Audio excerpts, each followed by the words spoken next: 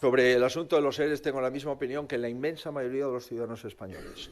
Nunca hemos visto sentencias del Tribunal Constitucional que deroguen las sentencias del Tribunal Supremo y nunca hemos visto que en ese Tribunal Constitucional hayan votado a favor dos miembros del Gobierno hace tan solo unos meses, como es el exministro de Justicia y la exdirectora general de Moncloa. Nunca hemos visto un escándalo de esta naturaleza y, por consiguiente, digo que teníamos que preservar el Consejo General del Poder Judicial de la metodología y de la forma en la que utilizó el Gobierno en los nombramientos del Tribunal Constitucional. Era fundamental que el Gobierno no utilizase lo que hizo con el Tribunal Constitucional con el Tribunal Supremo, porque eso supondría, sin ninguna duda, contaminar el Tribunal Supremo de la misma forma que ha contaminado el Tribunal Constitucional.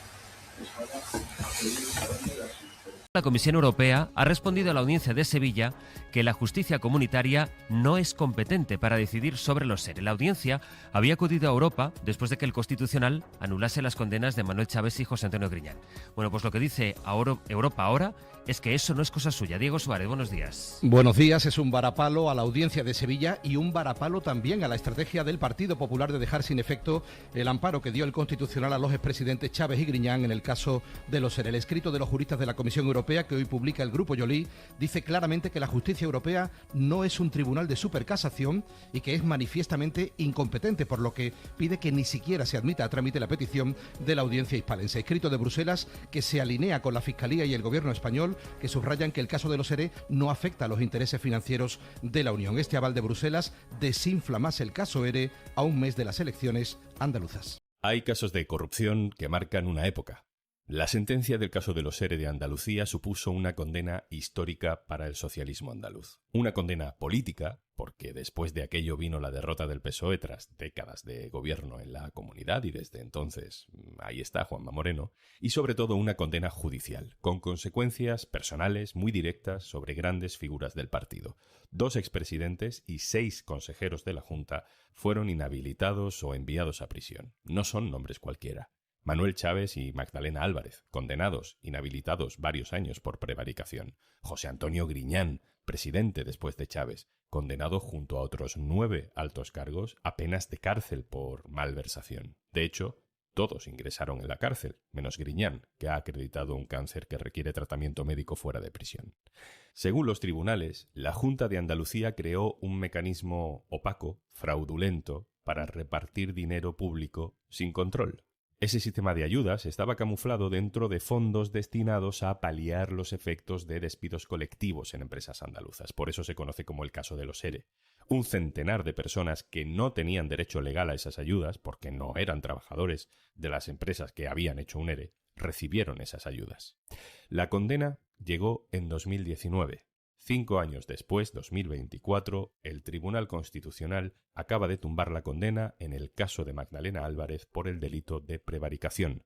Magdalena Álvarez fue consejera de Economía de la Junta, fue también ministra de Fomento con Zapatero y fue también famosa por aquella frase de «antes partía que doblar». Y tengo la dignidad de una mujer malagueña, así que antes partía que doblar. Magdalena Álvarez acabó partida. Pero el Tribunal Constitucional acaba de anular esta semana su condena por prevaricación y además desacredita parte de la acusación. ¿Por qué? ¿Con qué argumentos? ¿Puede cuestionar esta decisión toda la columna vertebral del caso de los ERE? ¿Después de esta anulación pueden venir otras? Vamos a intentar responder. Alberto Pozas, hola. Hola Juanlu, ¿qué tal?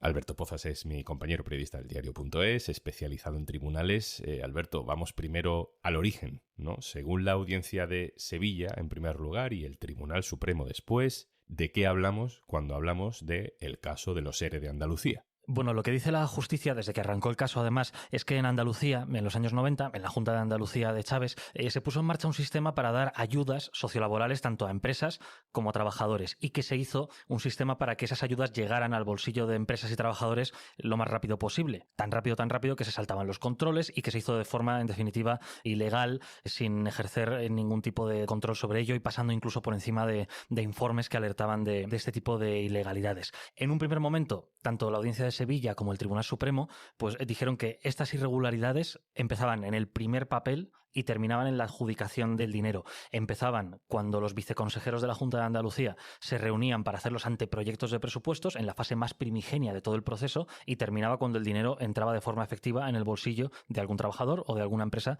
que no se lo merecía. O sea que todos estos políticos de primer nivel condenados, Magdalena Álvarez incluida, fueron condenados porque la justicia cree que diseñaron el fraude, ¿no? Diseñaron la trama, no porque se diera la trama dentro de la Junta y ellos como responsables deban pagar.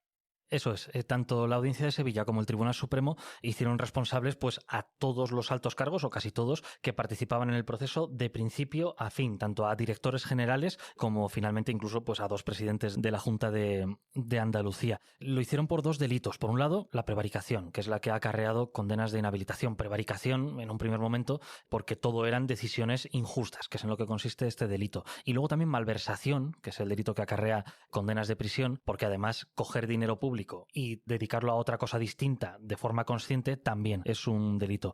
Todos los condenados, en un primer momento, fueron condenados por un delito de prevaricación.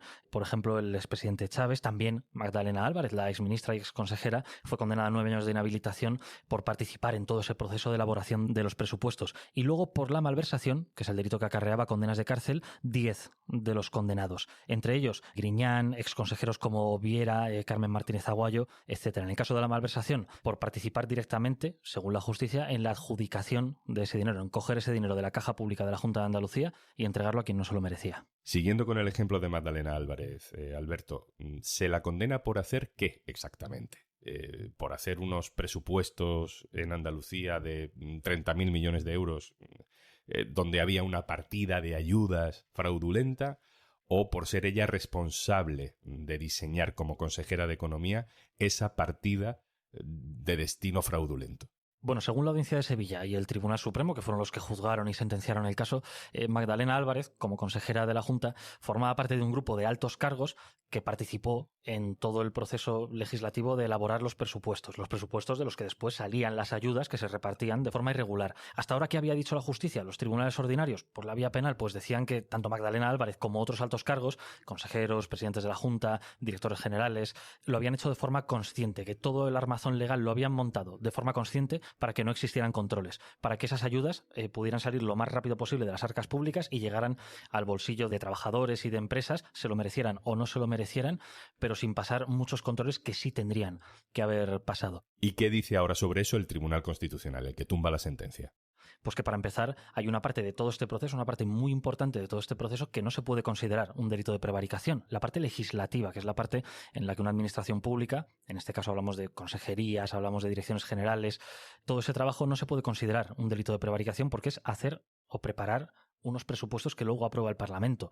Eso no puede ser nunca un delito de prevaricación, dice el Tribunal Constitucional. ¿Considerarlo un delito de prevaricación? Pues según el Tribunal ataca la separación de poderes, porque es la justicia penal, en este caso, metiéndose en el trabajo político de consejeros y de directores generales de la Junta de Andalucía. Y luego también, por último, dice que eso no puede ser delito porque no es previsible para un alto cargo de la Junta de Andalucía, dice el Constitucional, que hacer su trabajo y poner en marcha normas que eran legales y que nadie impugnó y trabajar con ellas y en base a ellas, pues no es previsible que te vaya a poder caer una condena de inhabilitación o incluso de cárcel por prevaricación o malversación por ese asunto en concreto.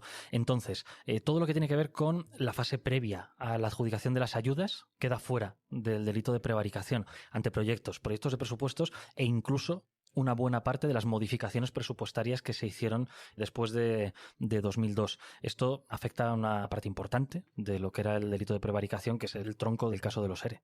En todo caso, Alberto, el Constitucional no desmonta el caso de los ERE en Andalucía, en el sentido de que no desacredita que fraude hubo. Claro, la sentencia del Tribunal Constitucional sobre Magdalena Álvarez es muy importante y sí que rompe con una cosa que habían dicho tanto el Supremo como la Audiencia de Sevilla, ¿no? Que todo el proceso irregular de las ayudas era una cadena larga de eslabones que empezaba con el primer papel y que terminaba con la adjudicación de la ayuda, y con esto el Constitucional dice que no es así, pero lo que es el carácter fraudulento de muchas adjudicaciones sigue existiendo. Eso sí, cambia el paradigma porque cambia esa cadena política, administrativa, delictiva que, según la justicia, había cimentado todo el proceso. Un debate muy interesante que va a haber sobre la malversación, Juanlu, es de esos famosos 670 millones de euros que forman parte del fraude, que siempre se ha dicho que forman parte del fraude de los ERE, ¿cuántos de verdad se adjudicaron a gente que sí que se lo merecía y que sí que tendría derecho a ello y cuántos no? Y eso también va a ser un debate en los próximos recursos, ¿no? Si realmente la malversación se puede hacer por acción o por omisión y si esos 670 millones fueron todos malversados o no, o si hay que hilar un poquito más fino.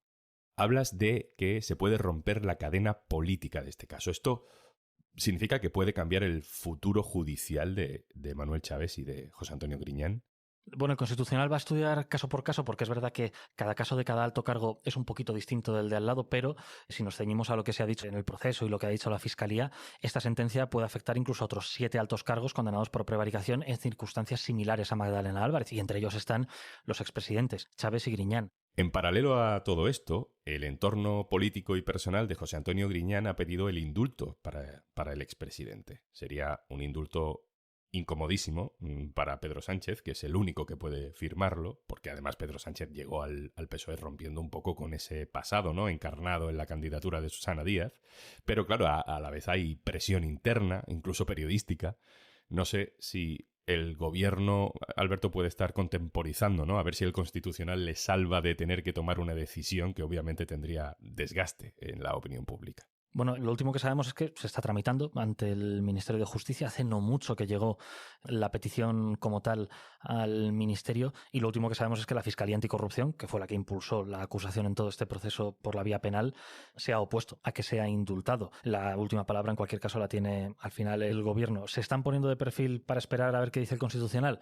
No lo sabemos ni lo vamos a saber, porque si es así no lo van a reconocer. Desde luego, ahora, el indulto que se ha pedido para Griñán, y no sé si hay otros que también lo hayan pedido, viene apoyado por el voto particular de 2 magistradas del Supremo que cuestionan la condena por malversación, por el dictamen de la Fiscalía del Constitucional que cuestiona parte de su condena por el otro delito, por prevaricación, y a la espera de lo que diga el Constitucional, porque hay parte de los argumentos de la sentencia de Magdalena Álvarez que se le pueden aplicar. Para una parte del Partido Socialista, este indulto es además legítimo porque nace de una sobreactuación judicial, eso dicen ellos, ¿no? En los orígenes del caso, de algunas decisiones que ahora se cuestionan, está una jueza que acaparó muchísimo protagonismo en aquellos años, Mercedes Alaya, y en el PSOE andaluz siempre se han quejado de que la actuación de esta jueza, en este caso, constituía un ataque judicial con intención política, un puro lawfare, ¿no?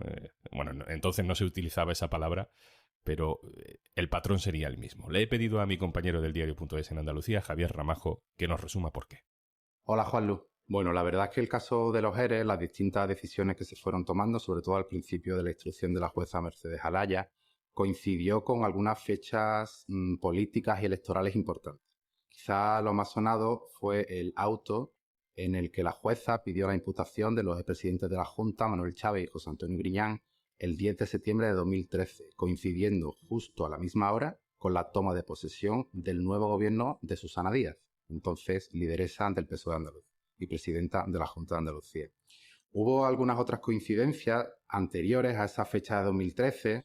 Nosotros llegamos a recopilar hasta 13 actuaciones, autos, escritos o tomas de declaración que se conocieron durante las campañas electorales. Hablamos de las municipales del 2011, de las generales del 2011 y de las autonómicas andaluzas de 2012. Por ejemplo, la primera declaración judicial del entonces único exconsejero imputado, Antonio Fernández, coincidió otra vez con la toma de posesión del presidente Griñán en el Parlamento de Andalucía el 19 de abril de 2012. Antonio Fernández ingresaría a la cárcel 5 días más tarde. Alberto Pozas, termino contigo. Más allá de si esto tuvo algo de lawfare o no, ya hemos dicho que el fraude existió y está probado que el principal corrupto de la trama, que no era consejero, era un director de empleo, Javier Guerrero, se quedó con dinero de lo que él llamaba el fondo de reptiles, para su familia, para él, para cocaína. Pero más allá de eso, hay un debate de fondo, Alberto, que también hemos tenido con otros casos de corrupción en España, ¿no? ¿Hasta qué punto los altos responsables políticos son culpables o deben ser culpables judicialmente de lo que suceda en la ejecución o en la corrupción que ocurra bajo su mando, ¿no? Si no hay pruebas de que ellos dieran órdenes directas. Hay diferentes criterios. A ver, esto el Tribunal Supremo, la Sala de lo Penal, lo ha dicho 100.000 veces o 200.000 veces, que es que porque alguien sea el máximo responsable de una administración pública, un ministro en un ministerio, por ejemplo, no significa que se le pueda hacer penalmente responsable, que se le pueda condenar por cada irregularidad que pasa en ese departamento. Hay que probar que ese alto cargo, ese ministro, ese director general tenía conocimiento de la ilegalidad e incluso, depende del tipo de delito, que la promovió o que no hizo nada por evitarla. En el caso de los ERE de Andalucía, hasta ahora los tribunales han dicho no solamente que no se vigilara lo suficiente o que altos cargos de la Junta de Andalucía hicieran un poco la vista gorda o no hicieran por preocuparse por qué pasaba con esos millones de euros que salían de forma descontrolada de las arcas públicas de Andalucía. Lo que dicen es que armaron todo el sistema de forma consciente para que esto fuera así. Luego es discutible porque, como hemos visto, el Constitucional dice que muchas cosas de esas no son delito, pero lo que ha dicho hasta ahora la justicia es que todo ese sistema se montó de principio a fin de forma consciente, no tanto por no mirar, por no vigilar o por no querer hacerlo. ¿Qué pasa en otros delitos? Porque, claro, todos tenemos en la cabeza el expediente X de Esperanza Aguirre, ¿no?, que ha pasado por el banquillo de la Audiencia Nacional prácticamente todas sus manos derechas desde los años 90 hasta la actualidad. Muchos han sido condenados, otros están pendientes de juicio y ella, pues por ahora, ha ido como testigo y la única vez que se le ha imputado ha sido por llevarse por delante una moto de la policía municipal.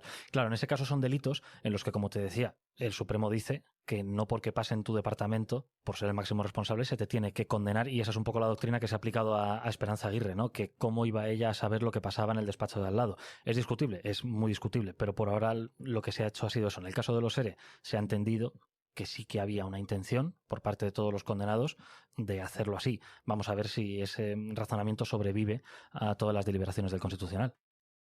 Alberto Pozas, compañero especializado en tribunales en eldiario.es. Muchas gracias.